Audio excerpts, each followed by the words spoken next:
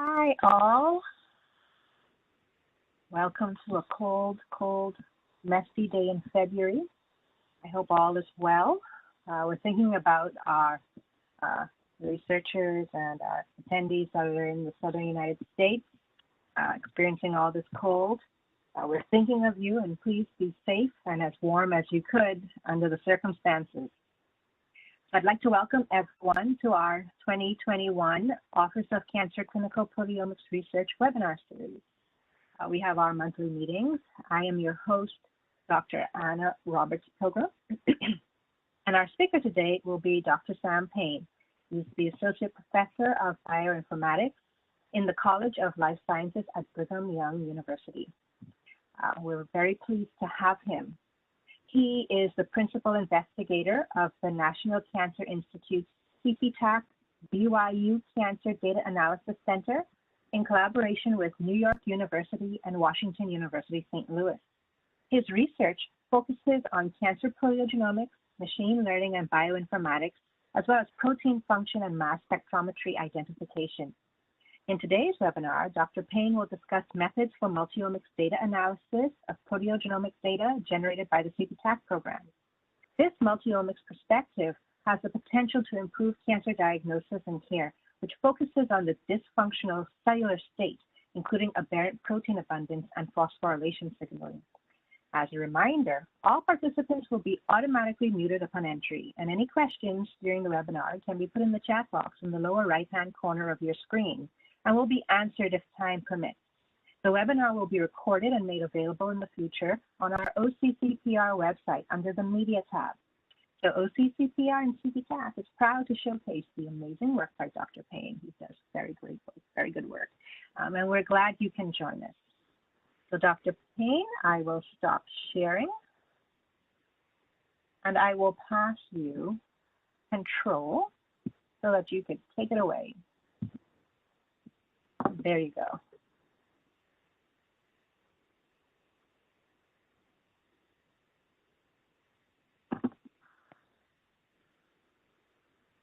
I think you're still on mute. There we go. Is that better? I'm sorry. Perfect. You wouldn't know that I've been doing Zoom for months, but we all have our flubs. I'm happy to be here and to share with you the work that we've been doing as part of CPTAC, where we use multi-omics data to understand phenotypes in cancer. At the bottom of the screen here, you see some contact information. I'm happy to talk to any of you afterwards, as I really love community outreach and helping people understand bioinformatics in cancer.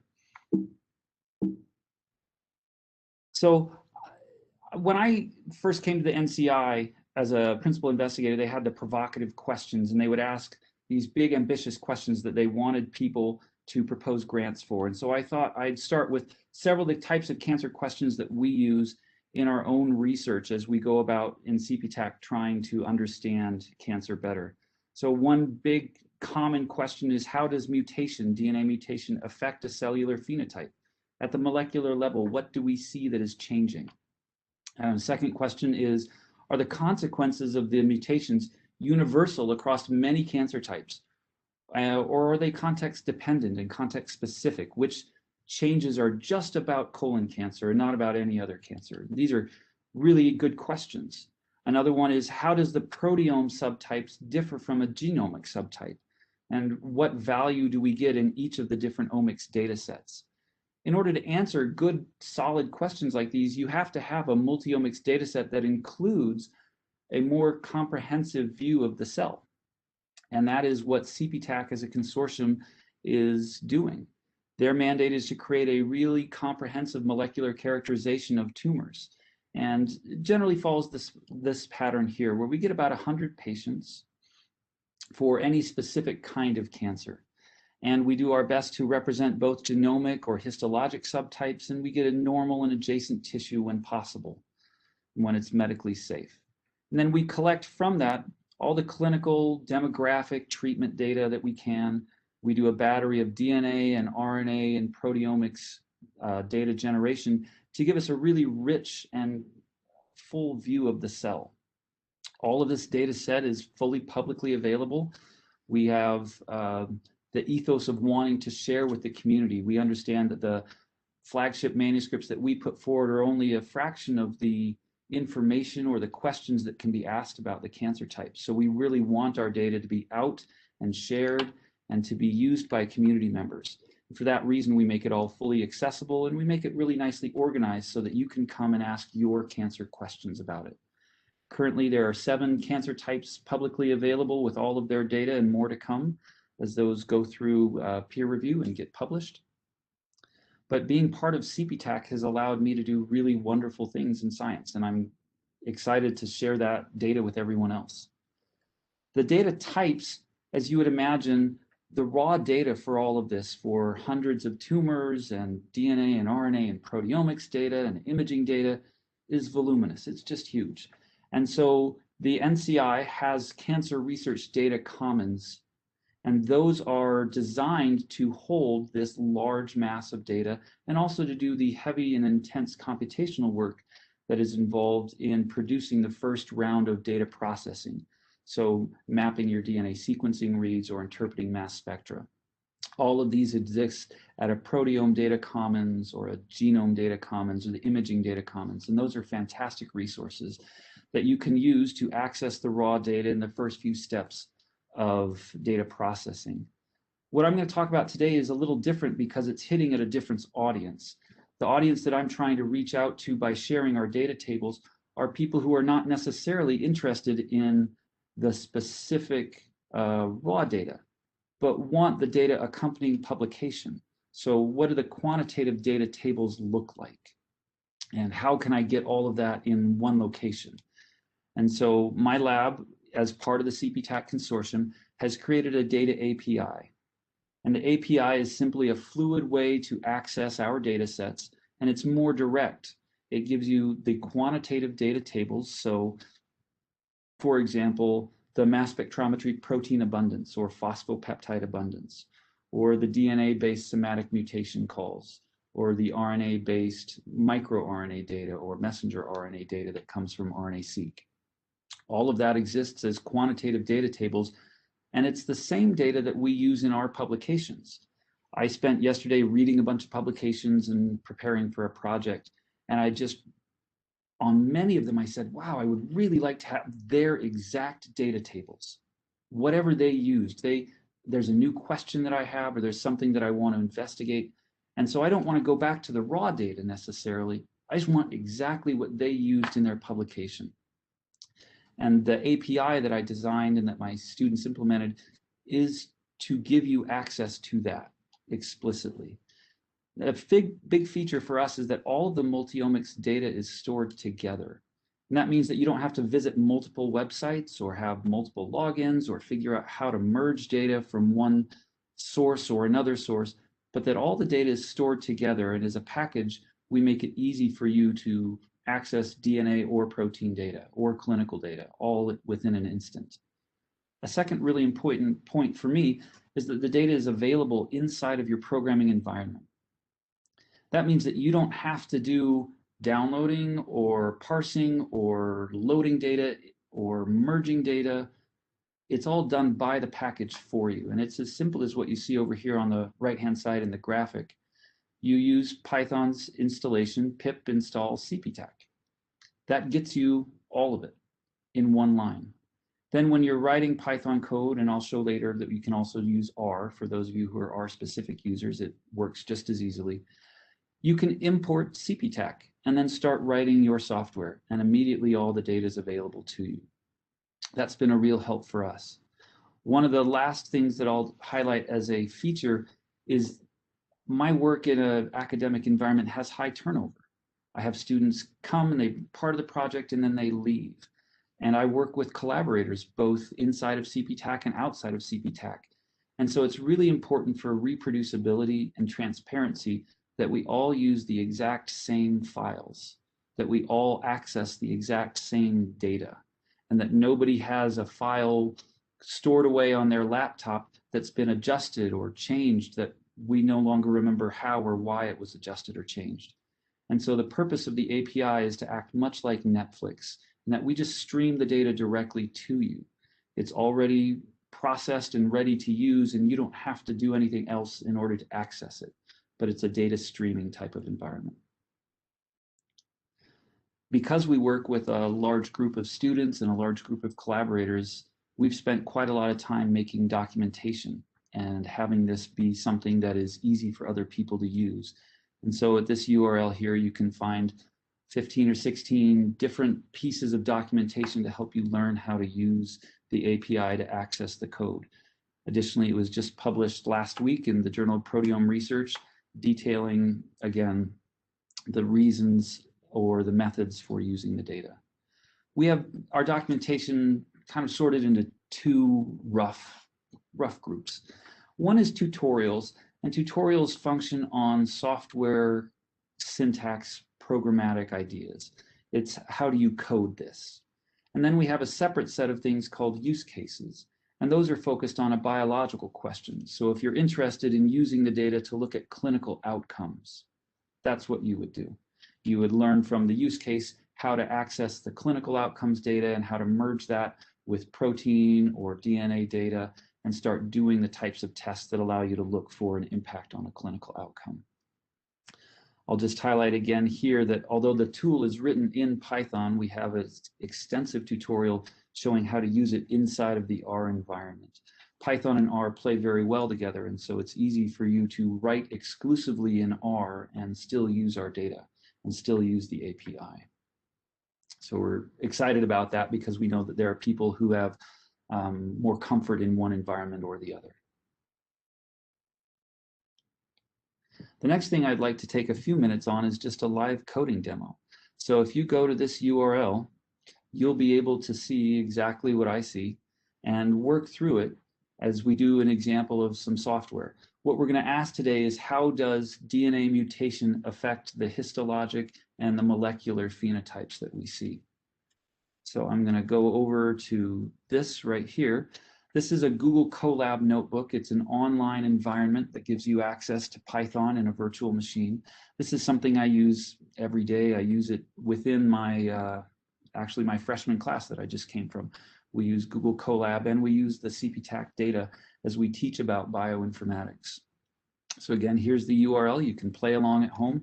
You'll be given access to all of the data in all of the ways that I'm using it.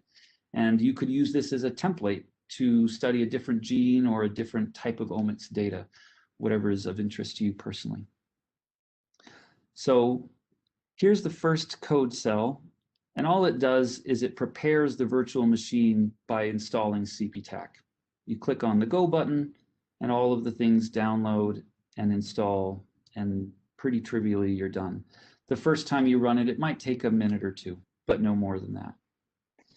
The second part is now where we're writing Python code. And there's three basic steps that we want to do when we start. In this first cell, let me make that just a touch bigger for everybody. In this first cell, we import CPTAC as a package, and we import the utilities that go along with CPTAC. And we'll talk about those in a minute. There are some really nice features that we've added that are part of the utilities package. We transfer or stream the endometrial data onto our working environment, and then we declare a variable for the endometrial cancer data set. As I said, this is the actual data tables that my team and I used along with the CPTAC consortium to publish the endometrial cancer paper. It matches exactly what you want. So if you see a figure in our paper or you see a question that you have, you can access exactly what we had. The next thing we do after setting this up is we come down to this code cell here. We'd like to ask, what are the frequently mutated genes inside of endometrial cancer? The utilities function, or the utilities package has a really nice function called get frequently mutated genes.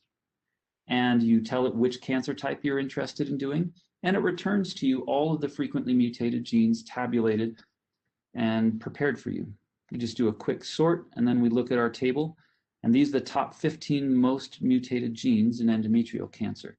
We have them sorted out by missense type of mutations or truncation style of mutations. So you can see lots of familiar oncogenes here and tumor suppressors that were popular or commonly part of cancer discussions. We're going to spend today looking at P53 because that's the one that I'm familiar with that my team worked on for the paper. You can see that 15% of the individuals in our cohort had a missense mutation and 7% had a truncation mutation. That's how you really quickly look at and find what are the most commonly mutated genes. The next thing that we'd like to do is look at how that affects histology. So P53 is a popular cancer gene. You might wonder if it's associated with a specific type of endometrial cancer. In order to do this, we're going to use a join function which merges together metadata, which we choose as being clinical metadata, and mutation data, which we choose as being P53. Out of the metadata, we're mostly concerned with just histologic type, and so that's the only thing we're going to look at. If you wanted to look at a different gene, you could use this exact notebook as a template and replace the gene here to look at KRAS or PIK3CA or something that's important to you. You could also look at a different type of clinical data. You could look at tumor grade and stage, or you could look at age, or you could look at time to progression.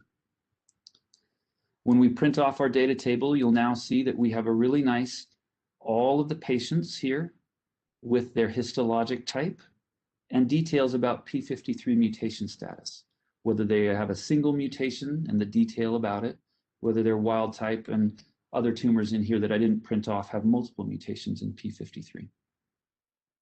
So all of this is, again, pretty simple with the package because we've written joining and merging functions that allow you to access multiple types of data. What we'd like to do, my scientific question, which is thinking about this, is whether serous or endometrial cancer is related to having a mutation or being wild type. And so in a 2x2 contingency table, we could do a Fisher's exact test.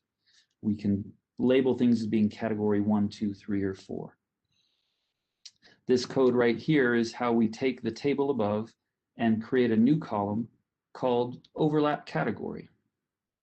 And so this tells us that this tumor right here is a category 3. And category 3 was mutant endometrioid. We've done that for all of the cancers just with a few lines of code. When we look back at our contingency table filled in, we see something really interesting. We see serous tumors always have a mutant. There are no wild type serous tumors.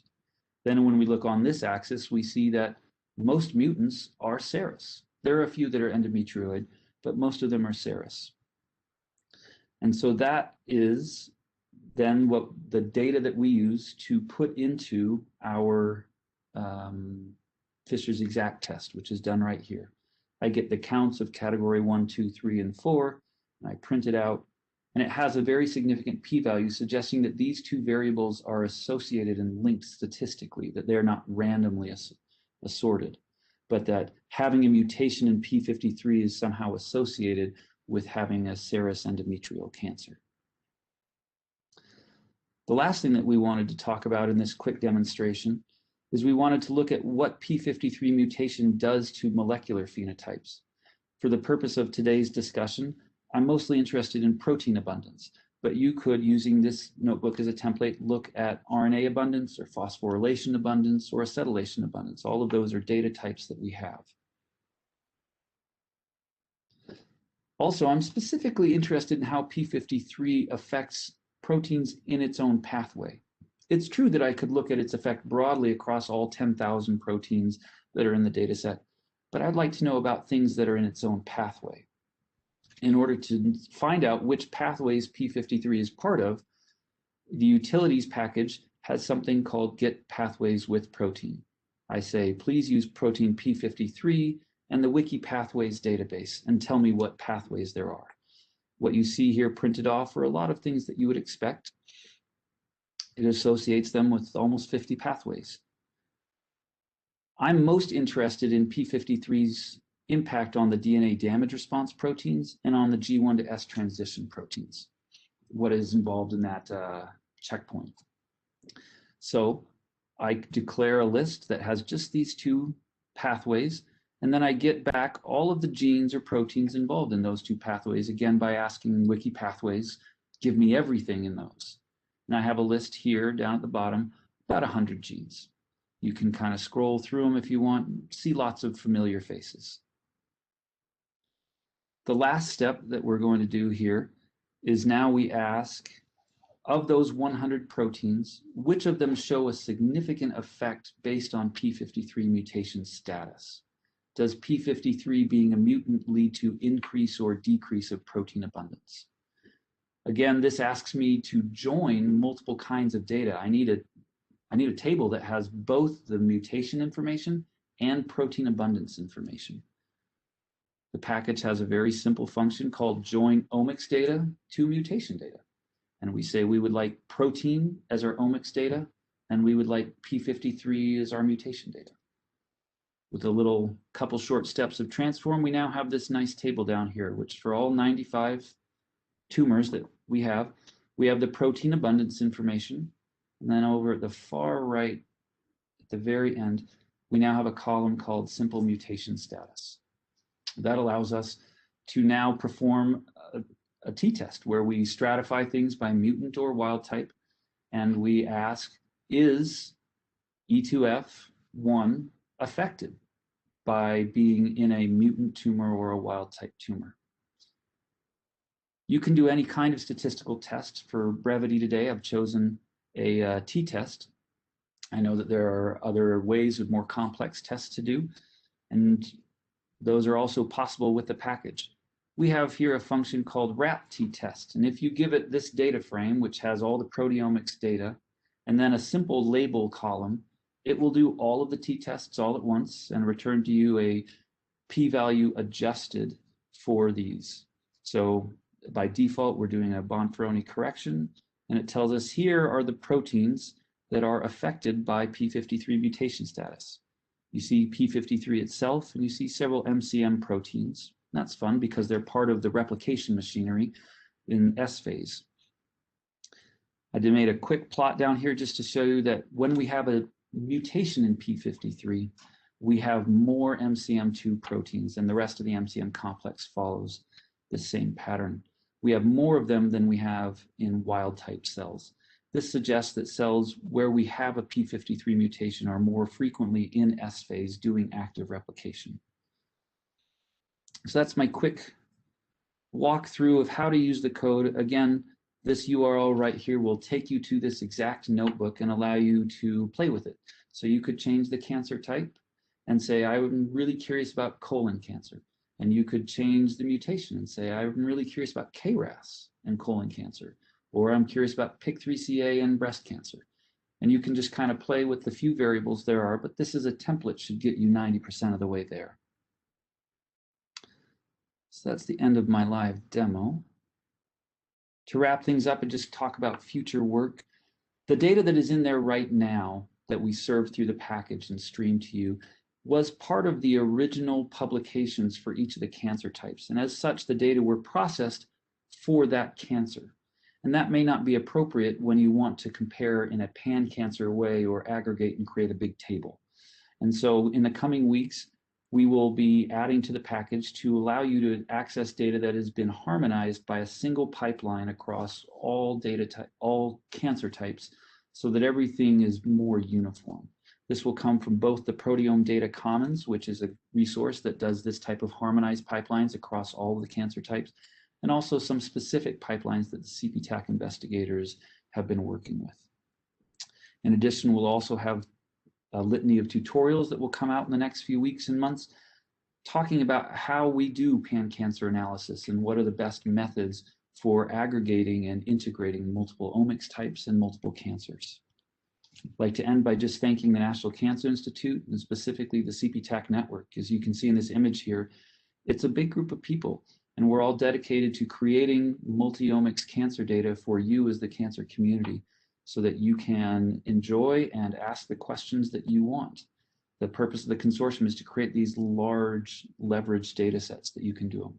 Finally, I'd like to thank my lab members and specifically Caleb, who did most of the software engineering and design to make this package a reality. With that, I'll be done and be happy to answer any questions that people might have. Thank you, Sam. That was so well done. I know that a goal of the CPTAC program is really to reach out to cancer researchers who might not be steeped in the proteomics side of things, and really get them to use the data that the program generates for some real life application in the lab. So that was very well done. I was very happy that you were able to do that. We do have a couple of questions. One, what are the best practices for successfully querying data with respect to proteins of interest? Entries, gene ID, the gene symbol, checking the gene symbol, or those types of things, that type of mapping ahead of time? So most of the data currently is indexed with gene symbol. In the next revision that we release, they'll all be indexed both with gene symbol and with their ensemble ID. Currently, gene symbol is your best way to go, and that is consistent across the different omics, meaning that the mutation data from DNA somatic mutations is indexed by gene symbol, and the RNA data from RNA-seq is indexed by gene symbol, and the protein data is also indexed by gene symbol so that you can merge across data types. Okay, that sounds good. Let's see, we've got a few more questions here. Is the sequence data commons efforts targeted by cancer type? For example, much of what I've seen is that the focus is on solid tumors or myeloid malignancies only. So the tumors that we have access to are the ones that have been investigated by CPTAC, and the questioner is correct that those are mostly solid tumors at this moment. But the tool, as we see it evolve over the next period of time, will hopefully start to encompass other multi-omics investigations outside of CPTAC that other people have, which might be different tumor types. Okay, good, yes. Are epigenetic data included in the database? So methylation data does exist for the proteomics, for these data types. It has not as of yet been implemented because it is typically an order of magnitude bigger in file size, but it's on our list of next things to put in. When the pan-cancer data set comes out, it will have DNA methylation data. Okay. Well, we're getting quite a few questions. Can we query for more than one data type, and is there a way to combine the outputs if they have to be done separately? So we, if by data type they mean different omics data type, then the answer is yes. So down here in my code, we have this battery of join functions which merges data from two or more data types. In the documentation, and if somebody wants to yell at me on Twitter or talk to me on Twitter, I can show them. We have one called multi-join, which will join any number of data types, including all 10 for the glioblastoma that just came out. And so if somebody wants to join microRNA and messenger RNA and somatic mutations and copy number and clinical, all in one giant data frame, it can be done. Okay. I think we have time for maybe one more question. Sometimes it's hard to navigate. Do you need any normalization for the, to pull up here. Do you need any normalization for the, sorry. Okay, here's one. Are the methods used for pre-processing CPTAC data publicly available? Yes, and so to answer that, I will point to, where is this link that I put on here? So if I were to open this right here, which is the manuscript for endometrial cancer in PubMed, if you were to go to this, whether in PubMed Central or at Cell, there is a quite extensive supplementary documentation about all of the data processing that went into creating these data tables in the first place. That's where they're stored currently. In the next release of our version, which has pan-cancer data, which has been normalized as best we can across the different cancer types. That will have a more extensive help function, which will allow you to see the data processing pipeline that produced the data type you're looking at. Okay, and I think I'll close with this last question that I was trying to get up a little earlier. Do you need any normalization for the quantitative transcriptomics and proteomics data sets between studies before putting them together? So when you're crossing studies, meaning you want to merge together breast cancer and colon cancer in a pan-cancer analysis, then you would need to be very careful because each of those data sets was separately generated. And there may be characteristic things which could be thought of as a batch effect. There also may be characteristic things which you think of as a tumor effect, meaning colon cancer is really different than breast cancer. And so merging across data types should be done carefully. Sorry, merging across cancers should be done carefully. Well, thank you so much, Sam. This was excellent. I think that you've really gotten a way for cancer researchers to take what CPTAC produces and put it in a way that they could now apply to their research. And I appreciate you on such a cold and miserable day being available. So thank you very much. Sure. I am going to take back the ball. Yep, I'll stop sharing. I'm happy for people to contact me through social media or other ways. Love to be part of a discussion about using the data. Can you share your Twitter handle? I think maybe people... If I put it in the text box, I'm BYU Sam. Excellent. I think that would be very helpful. And you're very active on Twitter, so that would be great too. So I'd like to thank everybody for joining us. We have these webinars monthly so that you all can get a sense of the types of resources CPTAC gives and the types of research we're doing.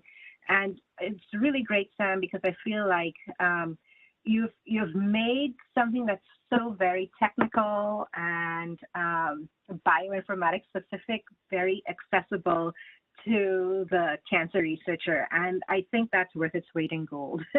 So thanks a lot. Again, we are very appreciative. And with that, I will close out the webinar. And I will do that by sharing a short video. Thanks again.